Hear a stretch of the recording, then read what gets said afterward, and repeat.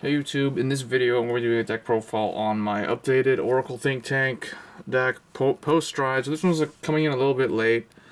So those of you that have been following my channel for a while, you know the CEO Amateratsu was my first deck that I built back when I started Vanguard, back when Vanguard was new.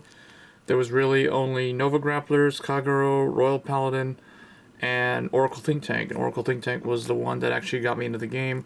I thought the play style was unique. I didn't really care too much for the Tsukuyomi build, which was probably the most popular build at the time, most competitive deck. But I never really got into it. It was really Amateratsu, and then I kind of like switched to Shadow Paladin when they came out, and then Aqua Force after that, and then back to Shadows with Revengers. But anyway, so a lot of people they run the Coco deck. That's a really popular one, and obviously Tsukuyomi. So this one's actually the one that you probably see the least of in terms of competitive play. But Oracle Think Tank, in my opinion, they just don't really care about the meta. They're kind of like a rogue deck that just runs. I mean, you see them top randomly in teams, and it's mainly because of Silent Tom. That's really one of the main key components of this deck's win condition. So anyone that has been playing the game for a while will recognize this card. CEO Amateratsu, one of the first major boss of Oracle Think Tank. She's their Mega Blast unit or Vanguard from back in the day. Nice thing about her is even if you have to ride this as your first ride, it's not a completely terrible ride. Yeah, it's a 10k base, but she does attack. She can swing for 14 with no boost, and she does have the divination skill to look at the top and soul charge and stuff like that, plus the Mega Blast. And the other thing to note is the Mega Blast can be used when she's on the rearguard circle, but you'll almost never see that. So 3 of her, because we are running a bunch of grade 3s. Next, 3 Ohirume. She's the Legion Revival for Amaterasu. So basically, ideally, this is the grade 3 that you want to ride, and then you Legion to get her, and then you just go from there. That's if you're playing the standard Legion setup. But on top of the Legion capability, I am also running the new Susanoo. Susanoo, just 3.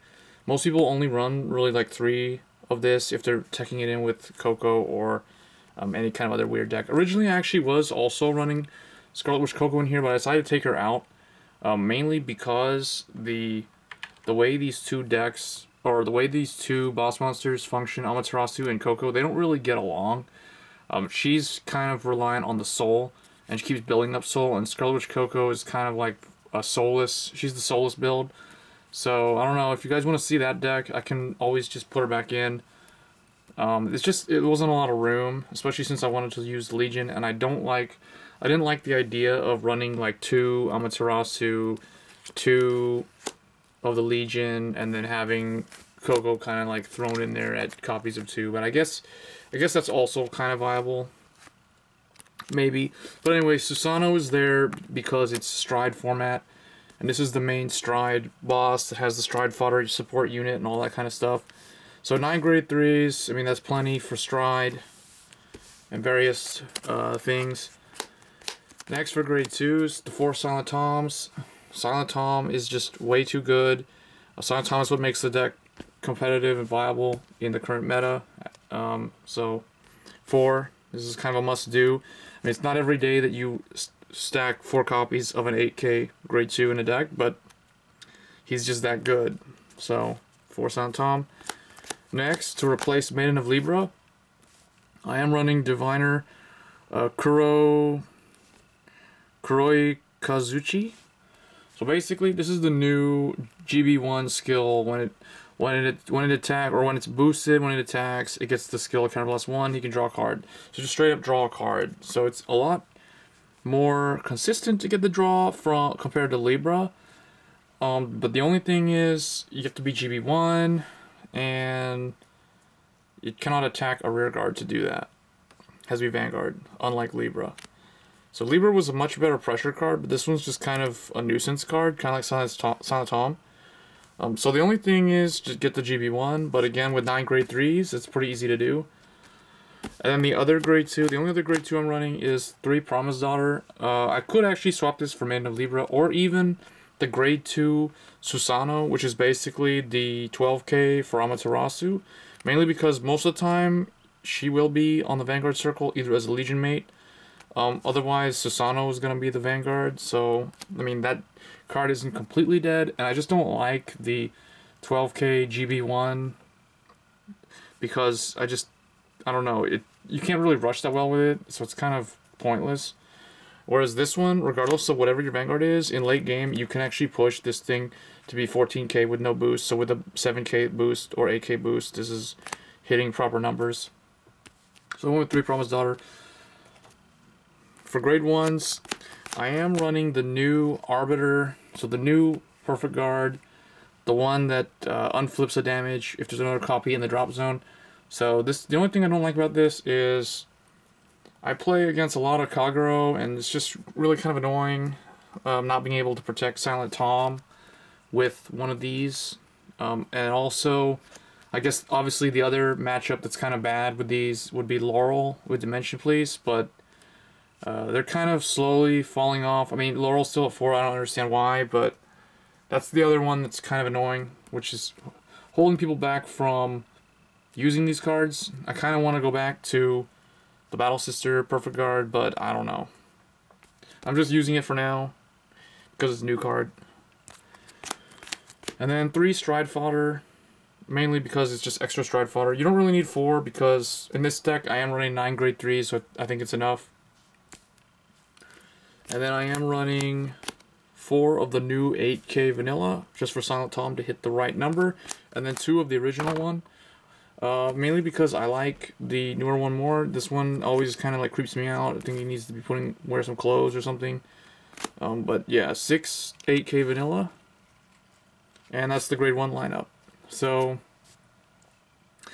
yeah, the nice thing about this deck is it did get a boost for Silent Tom with the addition of more 8k vanillas. So he can be more aggressive early on. Because normally, like when it used to be 4 of these, usually you'd end up riding one of them. So you'd be trying to hurry to get one of these. But now that's not a problem. For zeros, very simple. I'm running the new critical trigger. The original critical trigger from the trial deck and BT1, I believe. And then the Psychic Bird, best critical trigger. So I went with 12 critical. Oracle Think Tank, I think, does best with 12 critical. This deck has insane draw power, especially with this new GB1 skill. And obviously, as you'll see, the Stride units. And then 4 little Zanjamagus, just because she's a better heal than the new one, because she has a skill. And the starter is Little Witch Lulu. I debated either using this or using Battle Sister Eclair, or even the new star that came out with Susanoo. But I don't like the new star because it's GB1, so it kind of like, it dies. And then Lulu can come out later and draw you cards, so it's just better. And you're just going to build the soul up anyway with Amateratsu as the Legion mate, so it's not that big of a deal. So I just went with Lulu.